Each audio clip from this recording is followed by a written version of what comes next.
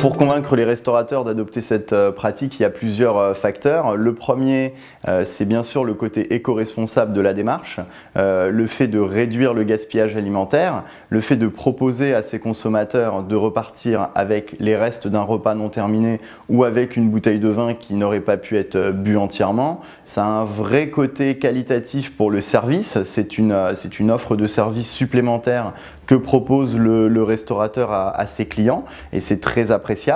Maintenant, il y a aussi le côté marketing, le côté gain pour le restaurateur qui est indéniable. Nous proposons des boîtes qui sont personnalisables entièrement à l'effigie du restaurateur qui lui permet donc de faire une sorte de communication sur son établissement. Et le fait de proposer ce service permet au restaurateur et de vendre plus de menus et de vendre un dessert qu'il n'aurait peut-être pas pu vendre. Les restaurateurs peuvent faire ressortir deux inconvénients.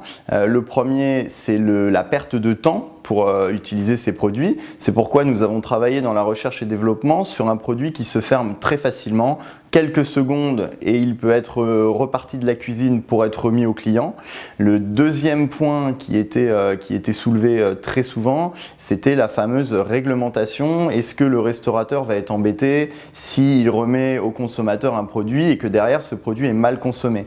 Alors pour réduire ce frein et pour rassurer les professionnels de la restauration, nous avons sur le packaging mentionné toute une sorte de règles de consommation qui visent à prévenir le consommateur de la suite à donner à ce contenant, mais aussi on rassure le restaurateur en lui expliquant que la DRAF a publié une note réglementaire et qu'il est exonéré de toute poursuite et de tout souci à partir du moment où le contenant quitte son restaurant et qu'il l'a remis à son client.